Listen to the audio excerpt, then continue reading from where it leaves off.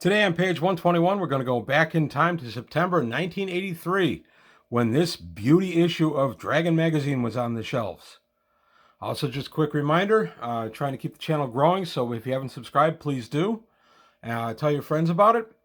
And now, let's get into it.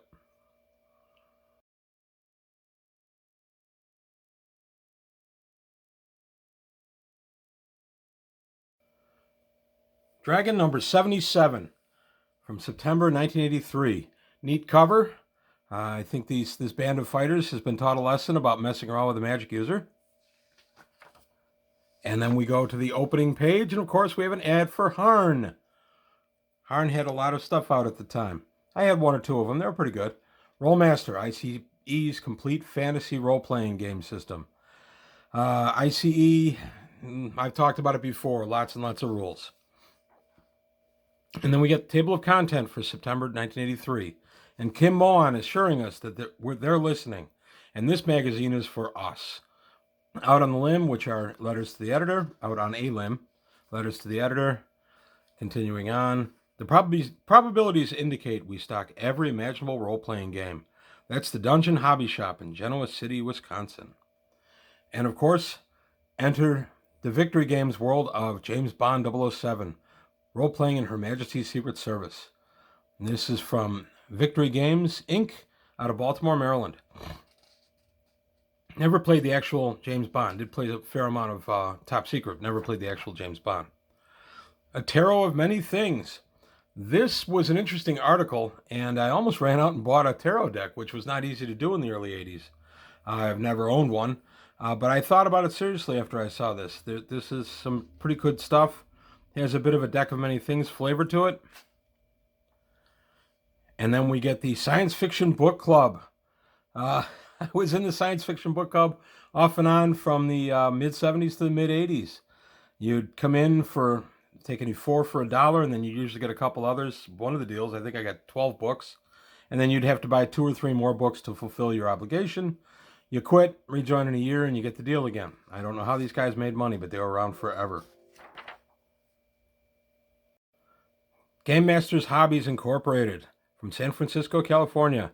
Adventure gaming specialists. And of course, Villains and Vigilantes, superhero role-playing game from Task Force Games. Or I'm sorry, Fantasy Games Unlimited, my bad. I did play some V&V way back in the day, but then I found Champions in 82, and I kind of left V&V. V&V was a good system. I liked it. I just thought Champions was a little bit more my flavor. Continuing on the tarot. And we're continuing the tarot all the way. This continues on to page 50. And then we have Rapham has all the new Ral Partha figures for you. Rapham Incorporated, Cambridge, Ontario, Canada. I always like looking at these old ads and see if I have any of these folks. I don't think I have any of them. I have the unicorn. I do have the unicorn. I don't have anybody else. I think I have 2 of that. My wife was, when we were dating, was really into unicorns. Ecology of the Unicorn by Roger Moore. This really influenced our game. My wife was playing a female cavalier at the time, and I used a lot of the information out of this book to give her a steed that was a unicorn. Amalthea is the unicorn. And then we go to Cast Your Own Fantasy Figures from the Duncan Company in Calvert, Texas. The First and the Best, Game Designers Workshop, Bloomington, Illinois. Traveler. Yeah, I like Traveler. And this is when they were starting to come away from the smaller pamphlet-sized books and going into the regular-sized. So this was a box set they were offering. I've looked at it before on the channel. Silver Dawn by Entertainment Concepts Incorporated. $5,000 quest tournament, play by mail. Yeah, most of these were at the time. From Pleasant Drive, Charlotte, North Carolina. Entertainment Concepts. Curses by Ed Greenwood. 20 good ideas for bad tidings. These were fun. I used several of these, and then I sat down and wrote up my own. I like throwing curses now and again. Make the players pay for a remove curse. Why not? I just kind of enjoyed it. There we go. Didn't have one of my lights on. I enjoyed the curses that were brought out here. And then Endless Plans, Dungeons or Caves, Realistic Spaces. Available at your games dealer. These were cardboard tiles that you laid down and depicted the dungeon instead of just drawing it on a piece of paper like we used to do. I used these for a long time. Not Endless Plans. I forget mine. Mine were, I think, were from Games Workshop. New for Starfleet Battles. Starfleet Battles Supplement number 1. Captain's Log number 1 from Task Force Games. I did play some Starfleet Battles. That was actually a really good system. I enjoyed it. Unfortunately, the guy that owned the rules ended up moving away after college, so he took his rules with him, and I never bought a copy. Nasty additions to the DM's arsenal. It's just some different things, tricks for DMs to play on their players. And new for summer, play the Companions out of Bath, Maine. Here we have Chivalry and Sorcery and Bushido, both from Fantasy Games Unlimited. Never played either one of those. The keys to this starship are in the box. Star Trek the role-playing game from FASA in Chicago, Illinois. I never played the actual Star Trek role-playing game. I played Starfleet Battles. I didn't pick up the role-playing game. Elemental Gods, a 4-part approach to campaign deities. I like this article. I love elementals. If you followed my channel for a while, you know that. And it was a good article that expanded on a lot of stuff that had been hinted at to this point. And then we have Black Sword Miniatures. They speak for themselves. Send for catalog. I could have done a little bit better with the photography. The fact that it came out black and white and real dark was not great. Thank goodness someone thought to give me Ral Partha miniatures. I love the Ral Partha sets. These were so nice. I don't remember which set I have of these, but they were out of Cambridge, Ontario, Canada, and I got several of these over the years. Many, many lead figures as Christmas gifts over the years. A new game with a familiar name, and this summer is going to release the basic and expert sets for D&D, not AD&D. And this is by Frank Mentzer. And this is when you wanted to play the basic set, which had a little bit simpler rule set. It kind of came out of a, don't hold me to it, but I believe it came out of a court settlement between Gygax and Frank Mentzer as to who owned what. And Gygax owned AD&D, and Frank Mentzer owned D&D, and published D&D for many, many years. And most of the stuff was compatible across each system. So I have many D&D things. I had no issue with it. I didn't play this after I found AD&D, though. I stayed with AD&D. Discover the Magic of Kars from Mid Kimu Game Press. I can't really read that. In San Diego, California. I don't know that one. The Wizard's Corner, Saskatoon's fantasy role-playing game center, Saskatoon, Canada. Heroic Fantasy, the best in play-by-mail gaming, from Flying Buffalo out of Scottsdale, Arizona. Never played a play-by-mail. If you had any experience with that, please leave a comment below. That'd be interesting to see. Some more on the D&D set coming out. And then we have the Lost World set from Nova Game Designs in Manchester, Connecticut. And then Space Opera, of course, from Fantasy Games Unlimited. Did play some Space Opera. I liked Space Opera quite a bit. Little rules heavy and a little rules quirky, but I did like Space Opera, but kind of just took stuff from Space Opera and morphed it into Traveler. And then we have, it is spring 1375 BC, the Egyptian Trilogy, Man, Myth, and Magic, role-playing game of man's greatest adventures. And these guys would not take CODs. Dallas, Texas. COD is cash on delivery, which used to be a way you could get packages sent to your house. You just had to pay the guy who was standing on your doorstep. A lot of places didn't take them. Figure features. Castle Creations gives us kind of a generic Hulk type creature. Essex Miniatures, Grenadier models for H.P. Lovecraft. FASA Corporation for Star Trek Wrath of Khan. Task Force Games. I don't have any of these. And no, I don't have any of these. Interesting. Spy's Advice. Answers to questions for top secret players. That was actually pretty valuable because there wasn't a ton going on to support top secret. It was never one of the best sellers at TSR. So a lot of times you were kind of on your own for this kind of stuff. And then we've got a back issue sales from American Creative Games, Mount Prospect, Illinois. And I have since found out from one of the employees at Games Plus in Mount Prospect that this was indeed part of Games Plus at the time. And now we have a fantasy game played with a large assortment of cardboard tiles. King of the Tabletop. One of the many Dragon magazine games. As you can see, I never took mine out. I played one or two of these that buddies had set up, or we were able to Xerox and set up. Never a huge thing for us. They were fun once, on a rainy afternoon at a friend's house. Um, we wouldn't call them gaming magazines. They didn't include games, strategy and tactics, and Aries, both published by TSR Hobbies. TSR was trying to make a bigger imprint in the publishing market in 1983. What would you call the science fiction magazine that has 4-time Hugo winner George Sithers as its editor? You would call it simply Amazing Stories, Science Fiction Stories, Amazing Magazine. Also out of Lake Geneva by TSR. Here's the board for King of the Tabletop. Let me know your experience in playing this one. I don't ever remember playing this one. Dragon, the official fuel for over 100,000 of the most imaginative gamers. That's a fair number of units to sell a month in a magazine. And of course from TSR. Finishing out King of the Tabletop. Roleplay with the best. Join the official Dungeons & Dragons Game Club, the RPGA network. And then we're finishing up King of the Tabletop. I was a little disappointed now and again when I'd get an issue of Dragon where the game in the middle didn't really interest me, because then I lost so much of the Dragon to that particular thing. But it's on a per person basis. Grenadier opens the door to your next adventure. Grenadier models, looking a lot like Indiana Jones. This is for Call of Cthulhu. Indiana Jones with a Tommy gun. And here we are finishing up the tarot cards article. And we go to Valley of the Pharaohs, an historical role-playing game from Palladium Books. I had 1 or 2 Palladium books. I don't really remember much about them. They're out of Detroit, Michigan.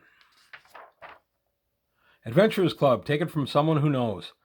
From Hero Games to San Mateo, California for Champions. I love Adventurers Club. I bought as many of these as I could find, and that was not easy to do. Adventurers Club was a very irregular distribution, very irregular publishing, but it started out as a pamphlet-sized magazine for Champions, and had questions and answers and that kind of stuff for Champions, which in 1983, believe me, we needed. So I really like Adventurers Club. I've got a bunch of them. I took a look at them on the channel about 2 years ago. Your dragon hunt is over for only $10. Dragon Tooth's unpainted kits of D79 Dragon. And Dragon Tooth was out of New York. I like that dragon. And then continuing on for the tarot cards, a long article. We need to find out what you think. All of you think of Dragon Magazine. So it's a survey for Dragon Magazine. What do we want to see in Dragon Magazine? As you can see, I didn't send this in. I was actually pretty happy with Dragon as it was. I didn't really feel there was a need for a bunch of change, but I'm guessing that by September of 83, I'm betting their readership was slipping a little bit. D&D kind of peaked late 82, early 83, at least in my experience, on our group and the club I was in, and started going on the downslide by 83, 84. We stayed strong with it. We continued to play, but I know a lot of groups did leave it. Play by mail, strategy and adventure with computer moderated games. Wow! From Schubel and Son Incorporated, Sacramento, California. You can play Universe 3, Warlord, or Mobius 1. Wow, computer involved in your gaming. I'm being facetious, of course. Here we have the end of the... Nope, just another piece of the tarot article going on. And we have the companion series, Game Grid Sheets, the original and the largest. These guys are out of Oakland, California. Samurai Warriors from Citadel Miniatures. I've got a few of these guys lying around. I liked the Samurai and Ninjas. Even though we didn't play a ton of that setting, I did like those figures. Finishing out, not yet, we're still working on the very long tarot article. RuneQuest Pavis, Threshold to Danger from Chaosium Incorporated out of Albany, California. Your source for a wide range of figures and games. The Tin Soldier in Springfield, Massachusetts. Use some magic. Dragonbone, electronic, D3, D4, D6, D8, D10, D12, D20, and percentage dice. Wow, electronic. Not that every one of us has that on his phone in his pocket now. I think that's pretty amazing. My youngest son, Adam, is a computer programmer, computer scientist, and he laughs about the, quote, random, unquote, because he's demonstrated to us many times that they're not truly random. They just simulate randomness. He doesn't like mechanical die rollers. Officials, Mercenaries, Spies, and Private Eyes from Castle Creations, Columbus, Ohio. for all espionage type role-playing games. Kind of neat. Some more of the tarot article. We're finally finished with the tarot article. I was lucky in this issue. I was interested in the tarot article, so I did read it. But again, if I had not been interested in the tarot article and not interested in the game, I would have kind of wasted $3 on this issue. It just happens sometimes. New from Judges Guild, Tarantus.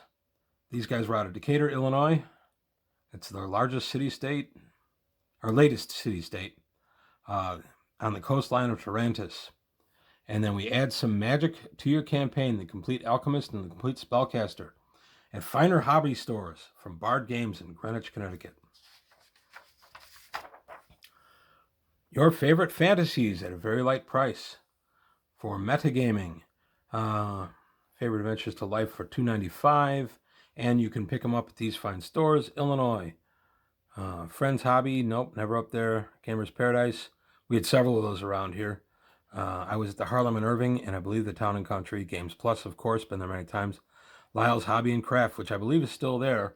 I don't think they sell role-playing anymore, but I used to buy from them all the time. From Hobby Game Distributors in Chicago, Illinois. Harn Universe is worth the price. A nice look at the Harn Universe. A little If You're Moving dragon card. Plague of Terror is a role-playing adventure module that has its problems. Doesn't sound like a real positive thing from Roger Moore.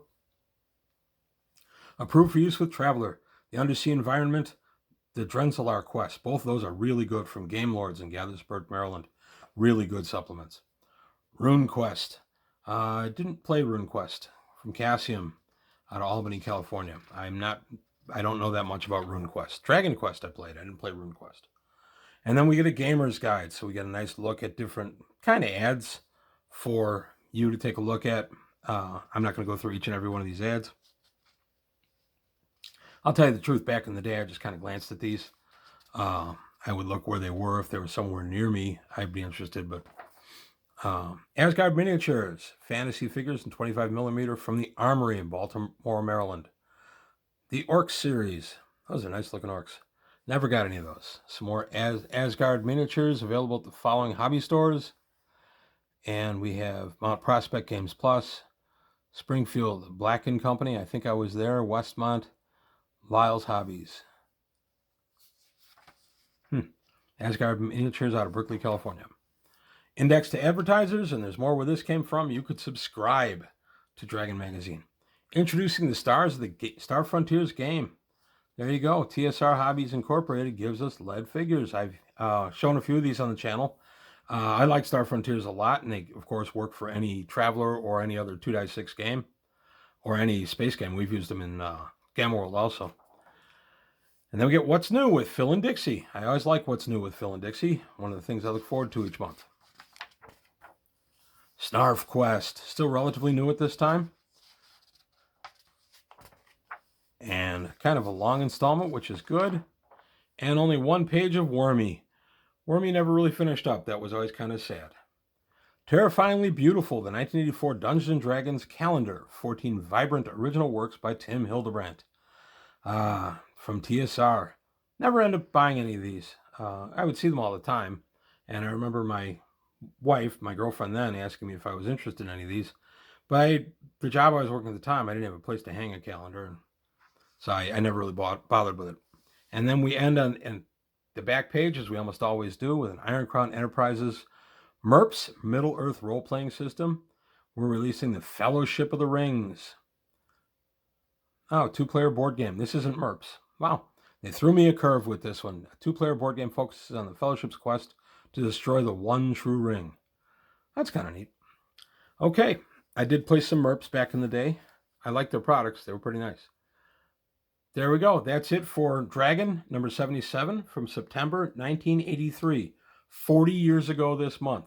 And I kind of gasped when I say that because I remember buying this one right off the shelf. So if you have any questions or comments or want to share any stories of what you were doing in September of 1983, go ahead and leave them below. Please like and subscribe if you haven't already. And again, I want to thank my patrons, my subscribers for supporting the channel. And that's it for today on page 121. Thanks for watching, and I'll see you next time.